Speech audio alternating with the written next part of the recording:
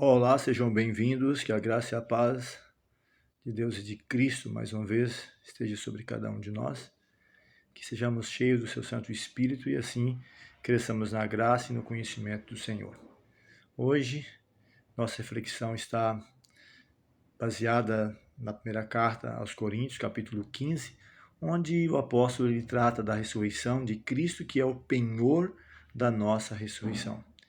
No versículo 3 ele diz que antes de tudo vos entreguei o que também recebi, que Cristo morreu pelos nossos pecados, segundo as Escrituras, que foi sepultado e ressuscitou ao terceiro dia, segundo as Escrituras. Então o apóstolo sempre ele se baseia nas Escrituras, aquilo que ela fala, que ela afirma.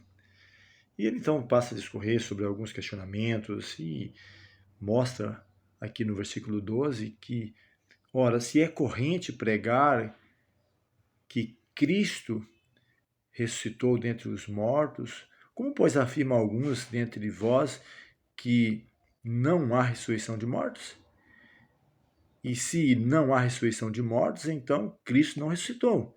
E se Cristo não ressuscitou, é vã a nossa pregação e vã a vossa fé. Então, era alguns questionamentos sobre se tinha havido ressurreição ou não, se Cristo ressuscitou ou não. Então, ele disse, se não ressuscitou, é vã a nossa pregação, é vã a fé. E diz mais, verso 19, um verso bastante forte, se a nossa esperança em Cristo se limita apenas a esta vida, ao que podemos ter ou usufruir aqui, por mais que seja grandioso, somos mais infelizes de todos os homens. E o apóstolo, ou melhor, Salomão, o rei Salomão, o mais sábio entre os homens, chega a dizer que mesmo que vivesse, o homem vivesse 2 vezes 1000 anos, mas ao final de sua vida não alcançasse o bem, um aborto seria melhor do que ele. E ele passa a dizer então que cada um, porém, segundo a sua própria ordem, Cristo, a primícia, Cristo, ou seja, primeiro Cristo, as primícias, depois os que são de Cristo na sua vinda. E então virá o fim, quando ele entregar o reino ao Deus e Pai, quando houver destruído todo o principado, bem como toda a potestade e poder, porque convém que ele reine até que haja posto todos os inimigos debaixo dos seus pés. Ele ainda afirma que o último inimigo a ser destruído é a morte. Porque todas as coisas sujeitou debaixo dos pés. E quando diz todas as coisas lhe estão sujeitas, certamente exclui aquele que tudo lhe subordinou, ou seja, Deus. Quando, porém, todas as coisas lhe estiverem sujeitas, então o próprio Filho também se sujeitará àquele que todas as coisas lhe sujeitou, para que Deus seja tudo em todos. Então ele continua a sua discussão falando sobre isso, e onde o último inimigo será aniquilado e Cristo se submeterá novamente ao eterno. Onde diz que todas as coisas foi sujeita, Cristo fala que ao voltar ao céu, toda autoridade é dada no céu e na terra, e Paulo diz aqui que quando diz todas as coisas, situa Deus. Diz ainda, se como homem lutei em Éfeso com feras, uma figura de linguagem, claro, né?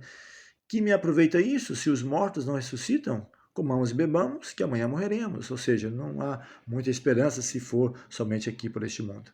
Não vos enganeis, as más conversações corrompem os bons costumes.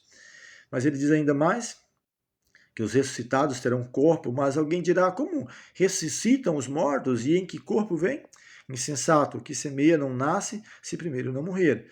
E quando semeia, não semeias o corpo que há de ser, mas o simples grão, como de trigo ou de qualquer semente. Mas Deus, ele afirma, né, que dá a cada um o corpo que lhe prover. Há corpos celestes, né, corpo terrestre, e ele fala que um é a glória de um, a glória do outro, assim como de estrela para estrela, do sol para a lua, há diferenciação.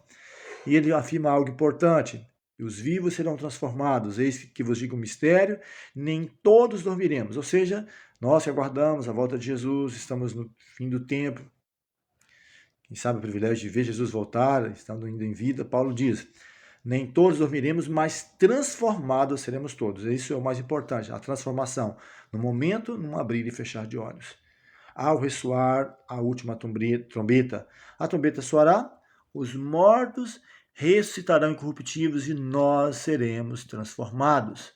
Porque é necessário que o que é corruptível se revista em incorruptibilidade, o que é mortal se revista da imortalidade. Quando este corpo, né, corruptível se revestir da incorruptibilidade, e o que é mortal se revestir da imortalidade, se cumprirá a palavra que está escrita: tragada foi a morte na vitória. E aí ele faz a pergunta: onde está a morte, o teu aguilhão? Onde está a sepultura, né, o inferno, a tua vitória? Então ele traz a certeza de que a morte, a ressurreição de Cristo é a certeza de que aqueles que morrerem em Cristo ressuscitarão para a vida eterna na segunda vinda de Jesus. Aqueles que estiverem preparados serão transformados no momento, num abrir e fechar de olhos. Que essa seja a sua, a minha esperança, e que venhamos a cada dia caminhar, vencer e preparar-nos, como diz Pedro, aguardando e abreviando-nos para a breve volta de Jesus. Amém.